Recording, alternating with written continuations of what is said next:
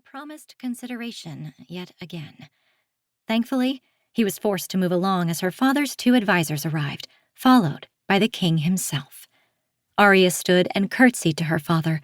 The king wore his standard white uniform with red edging at the hems, the royal crest sewn beneath his left shoulder. Though his crown was only a gold circlet, he needed nothing extra to exude authority when it was simply in the way he stood, the way he breathed. Just as no one would question if a mountain knew the clouds, no one would question if King Peregrine knew his business as king. With a subdued smile, he tilted his head, regarding the journal in Aria's hand. "Dutiful as always, I see." Then he took his seat, leaving Aria glowing under the praise. Settling in her own chair again, she tilted forward. "Father, I thought I might lead the meeting today, if you'll let me." "Today's matter is a sensitive one. I'll conduct it myself." He must have caught her disappointment in his glance because he added, "In a month, we'll hold Eliza's birthday celebration with the entire court in attendance, upper and lower. I trust you could act as host to such an event?" Restraining her eagerness, Aria gave a dutiful nod. "I'll expect it, then.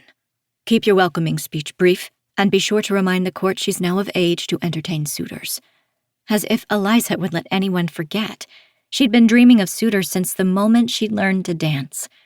Aria smiled, and she made a note in her journal to host her sister's celebration.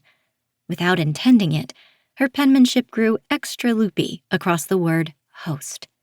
The final members of the council arrived, minus the queen, an absence no one mentioned, and the king called the meeting to order. "Today's matter," he said gravely, "is once again regarding Morton." Aria's nails pressed into the leather of her journal. The faces of the court turned grim. 5 months earlier, Charles Morton, heir to the Morton estate, had been executed for crimes against the kingdom. His mother had withdrawn from court for the traditional 3-month mourning season. They were now 2 months past that. The king went on. "Dowager Countess Morton has not only refused summons and rejected messengers, but as of yesterday afternoon, she has sent a declaration of aggression against the crown." At the king's gesture, his senior advisor stood and unfolded a sheet of parchment, the seal already broken. Lord Philip stood below average height with a rounded face that managed to look worried even when he smiled, but his voice carried strongly through the throne room as he read.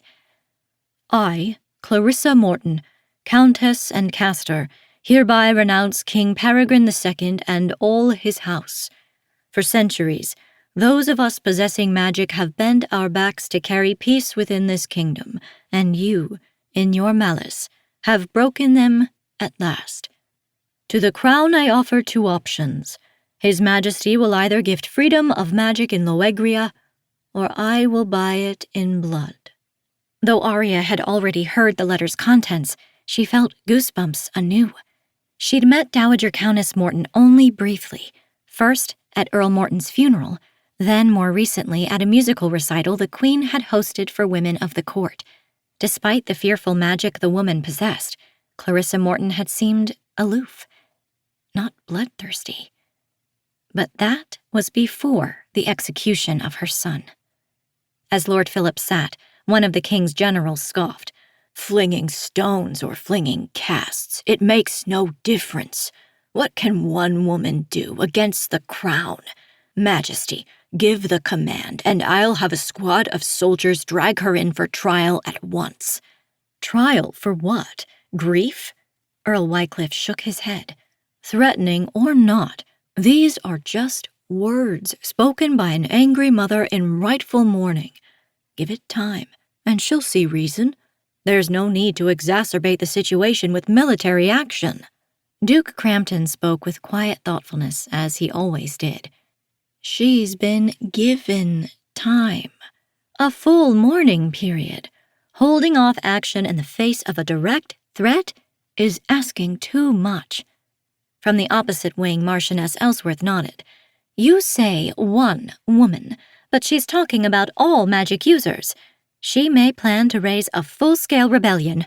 Arguments sprouted on either side, wait it out or treat the declaration as criminal, and no one seemed willing to explore the middle ground. Aria bit her lip.